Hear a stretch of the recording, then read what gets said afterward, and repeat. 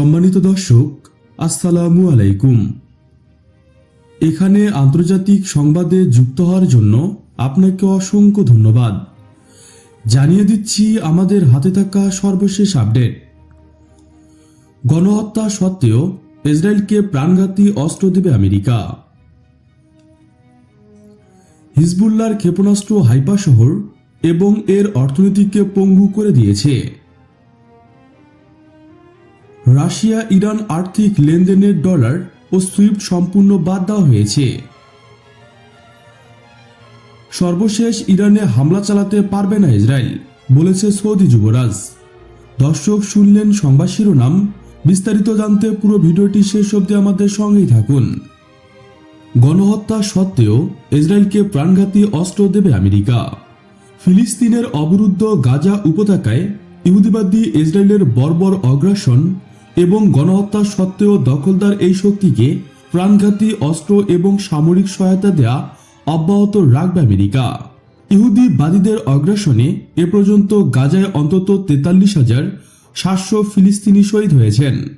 গতকাল মঙ্গলবার মার্কিন পররাষ্ট্র দপ্তর নিশ্চিত করেছে যে তারা ইসরায়েলকে অস্ত্রের চালান পাঠানো বন্ধ করবে না কিংবা কমাবে না। পররাষ্ট্র দপ্তরের মুখপাত্র বেন্টাল প্যাটেল বলেন, ইসরায়েলকে অস্ত্র সরবরাহ করার নীতির প্রশ্নে এ পর্যন্ত কোনো পরিবর্তন ঘোষণা করা হয়নি। যুদ্ধ বিধ্বস্ত ফিলিস্তিনি ভূখণ্ডে ত্রাণ সহায়তা বাড়াবে বলে তেলাবিবকে ওয়াশিংটন 30 দিনের সময়সীমা বেঁধে দিয়েছেন। গত 13 অক্টোবর বাইডেন প্রশাসন বলেছিল, এই 30 দিনের মধ্যে গাজায় হত্যাযজ্ঞ না কমালে মার্কিন আইন অনুযায়ী ওয়াশিংটন কাজ করতে বাধ্য হবে। মার্কিন আইনে বলা হয়েছে, যেসব দেশ ত্রাণ বিতরণে বাধা দেবে সেসব দেশকে প্রাণঘাতী অস্ত্র সরবরাহ করা যাবে না। ইসরায়েল কথিত এই সময়সীমা উপেক্ষা করে চলছে। সময়সীমা শেষের কাছাকাছি হওয়া সত্ত্বেও আমেরিকা ইসরায়েলের প্রাণঘাতী সহায়তা বজায় রাখার পক্ষে অবস্থান নিয়েছেন। বিশেষজ্ঞরা বলছেন, আমেরিকার এই সিদ্ধান্তের মধ্য দিয়ে গাজায় প্রকৃতপক্ষে মানবতা পদদলিত হয়েছে। আমেরিকা ও পশ্চিমা দেশগুলোর মানবতা এবং মানবাধিকারের কথা বললেও তারা ইসরায়েলি অগ্রাসন থেকে ফিলিস্তিনির সাধারণ জনগণকে বাঁচানোর জন্য কার্যত কিছু করেনি, বরং তারা যুদ্ধ চালিয়ে যাওয়ার জন্য ইসরায়েলকে দফায় দফায় অস্ত্র ও সামরিক সহায়তা দিয়েছেন। এদিকে হিজবুল্লাহর ক্ষেপণাস্ত্র হাইফা শহর এবং এর অর্থনীতিকে পঙ্গু করে দিয়েছে।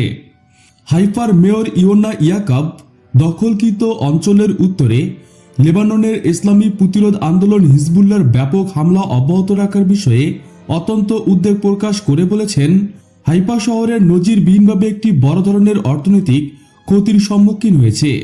মঙ্গলবার ইয়ানা ইয়াকুব বলেছেন, হাইফার স্বাভাবিক জনজীবন স্থগিত হয়ে গেছে এবং এখানে সবকিছু থেমে গেছে।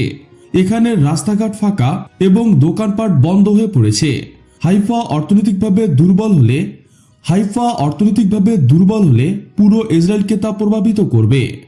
পাস্টুডের মতে, ইসরায়েলি অধ্যয়ন ও গবেষণা কেন্দ্র আলমাইয়ের প্রসঙ্গে উল্লেখ করেছে, হিজবুল্লাহর হামলা অধিকৃত অঞ্চলের গভীরে বৃদ্ধি পেয়েছে এবং হিজবুল্লাহর ড্রোনগুলো তাদের ট্রাম্প কার্ড।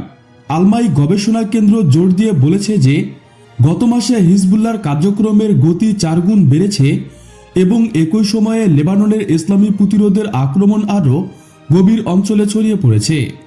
হিজবুল্লাহ ক্রমাগত মিসাইল হামলার কারণে অধিকৃত অঞ্চলের উত্তরে বিশৃঙ্খল পরিস্থিতি নিয়ে উদ্বেগ প্রকাশ করেছেন ইসরায়েলি মিডিয়া এবং একই সঙ্গে মিডিয়াগুলো বলেছে, উত্তরাঞ্চলে বসবাসকারী ইহুদিরা যারা বিগত মাসগুলো থেকে বাস্তুচ্যুত হয়েছে তাদের ফিরে আসার কোনো ইচ্ছা নেই। ইসরায়েল সরকারের রিজার্ভ সেনাবাহিনীর কর্নেল গাই আমসি ঘোষণা করেছেন যে দখলকৃত অঞ্চলগুলোকে একটি যুদ্ধক্ষেত্রে রূপান্তরিত করা এবং ইহুদিবাদী বসতিগুলোতে বারবার সতর্কীকরণ সাইরেন বাজানোর বিষয়টি এখন ইসরায়েলিদের জীবনে একটি স্বাভাবিক প্রতিক্রিয়া হয়ে উঠেছে, যা অত্যন্ত বিপজ্জনক পরিস্থিতির সৃষ্টি করেছে। রাশিয়া ইরান আর্থিক লেনদেনের ডলার ও সুইফট সম্পূর্ণ বাদ দেওয়া হয়েছে। রাশিয়ার সঙ্গে বাণিজ্যিক লেনদেন থেকে মার্কিন ডলারকে সম্পূর্ণ বাদ দিয়ে দেওয়া হয়েছে বলে জানিয়েছেন ইরানের কেন্দ্রীয় ব্যাংকের গভর্নর মোহাম্মদ রেজা ফারজিন। ইরান ও রাশিয়া উভয় দেশের বিরুদ্ধে আমেরিকার আরোপিত নিষেধাজ্ঞার ক্ষতি শূন্যের কোঠায় নামিয়ে আনতে এ ব্যবস্থা নেওয়া হয়েছে বলে তিনি নিশ্চিত করেছেন। আমেরিকার নিয়ন্ত্রিত ডলারভিত্তিক লেনদেন ব্যবস্থা সুইফটকে পাশ কাটিয়ে কিভাবে নিজেদের মধ্যে অর্থ আদান প্রদান করা যায় তার কৌশল বের করেছে মস্কো ও তেহরান। রাশিয়ার এক অনলাইন পেমেন্ট সিস্টেমের সঙ্গে ইরানের একই রকম একটি ব্যবস্থার সংযোগ ঘটানোর উদ্বোধনী অনুষ্ঠানের শেষে সব কথা জানান কেন্দ্রীয় ব্যাংকের গভর্নর।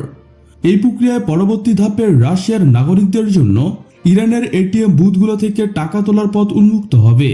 ইরানের নিজস্ব ব্যাংকিং ব্যবস্থায় বিভিন্ন ব্যাংকের মধ্যে অন্তঃ জনসংযোগ ঘটানোর জন্য স্রেবাত নামক একটি ব্যবস্থা চালু রয়েছে। মোহাম্মদ রেজা ফারজিন বলেন, রাশিয়ার পর এখন অন্যান্য দেশের সঙ্গেও এ ব্যবস্থার সংযোগ ঘটানোর চেষ্টা চলছে। তবে যেসব দেশের সঙ্গে এ সংক্রান্ত আলোচনা চলছে তিনি সেসব দেশের নাম প্রকাশ করতে অনীহা প্রকাশ করেছেন। ইসরায়েলের সামরিক সদর দপ্তরে ড্রোন হামলার দাবি হিজবুল্লাহ বুধবার ইসরায়েলের তেল আবিব শহরে অবস্থিত সামরিক সদর দপ্তর ও প্রতিরক্ষা মন্ত্রণালয়কে লক্ষ্য করে ড্রোন হামলা চালিয়েছে বলে দাবি করেছেন। লেবাননি সশস্ত্র গোষ্ঠীটি এক বিবৃতিতে জানিয়েছেন, তারা বিস্ফোরক ড্রোনের একটি স্কোয়াড্রন নিয়ে আকাশপথে আক্রমণ পরিচালনা করেছে, যেখানে ইসরায়েলের প্রধান প্রতিরক্ষা প্রতিষ্ঠানগুলো অবস্থিত। অন্যদিকে ইসরায়েলি সামরিক মুখপাত্রের অফিস এএফসি জানিয়েছেন, তারা হিজবুল্লাহর এই দাবির বিষয়ে কোনো মন্তব্য করবে না। এছাড়া দুটি পৃথক বিবৃতিতে ইসরায়েলি সামরিক বাহিনী বুধবার জানিয়েছেন, তারা লেবানন থেকে উৎক্ষেপণ করা দুটি ড্রোনে 40টি ক্ষেপণাস্ত্র প্রতিহত করেছেন, যেগুলো হতাহত বা কোনো ক্ষতির কারণ হয়নি। 2023 সালের 7 অক্টোবর ফিলিস্তিনি সশস্ত্র গোষ্ঠী হামাসের হামলার পর থেকে হিজবুল্লাহ ইসরায়েলকে কম তীব্রতায় হামলা শুরু করেছেন। তাদের উদ্দেশ্য মিত্র হামাসের সঙ্গে একত্রতা প্রকাশ করা।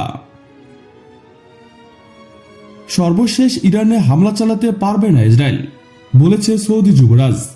সৌদি আরবের যুবরাজ মোহাম্মদ বিন সালমান বলেছেন, ইরানের সার্বভৌমত্বের প্রতি ইসরায়েলকে অবশ্যই সম্মান দেখাতে হবে। ইসরায়েল অবশ্যই ইরানের ভূখণ্ডে হামলা চালাতে পারবে না। সম্মেলনে দেওয়া ভাষণে গাজায় ইসরায়েলের অভিযানের নিন্দা জানান সৌদি যুবরাজ। উপত্যকাটিতে ইসরায়েলি বাহিনী গণহত্যা চালাচ্ছে বলে উল্লেখ করে তিনি বলেন, গাজা ও লেবাননে আমাদের ভাইদের বিরুদ্ধে ইসরায়েল যে তৎপরতা চালাচ্ছে তা বন্ধে আন্তর্জাতিক সম্প্রদায়কে এগিয়ে আসতে হবে। সম্মেলনে ফিলিস্তিনের প্রেসিডেন্ট মাহমুদ আব্বাস, পাকিস্তানের প্রধানমন্ত্রী শাহবাজ শরীফ, নাইজেরিয়ার প্রেসিডেন্ট বোলা তিনুবু, লেবাননের প্রেসিডেন্ট নাজিব মিকতাসি সহ আরব লীগ ও ওআইসির সদস্য দেশগুলোর শীর্ষ স্থানীয় নেতারা উপস্থিত ছিলেন। তবে সম্মেলনে উপস্থিত ছিলেন না ইরানের প্রেসিডেন্ট মাসুদ পেজিশিয়ান। যুবরাজ সালমানকে ফোন কলে তিনি জানিয়েছেন, সম্মেলনে ইরানের প্রতিনিধিত্ব করবেন দেশটির প্রথম ভাইস প্রেসিডেন্ট মোহাম্মদ রেজা আরেফ। তিনি বলেছেন, কোনো কথার মাধ্যমে ফিলিস্তিনি জনগণের দুর্দশা প্রকাশ করা যায় না। সৌদি আরবের রাষ্ট্রায়ত্ত বার্তা সংস্থা সৌদি প্রেস এজেন্সি এসপিএ বলেছেন, গাজা এবং লেবাননে ইসরায়েলের আগ্রাসন আরব এবং ইসলামিক বিশ্বের নেতাদের জরুরি পদক্ষেপ নিতে বাধ্য করেছে।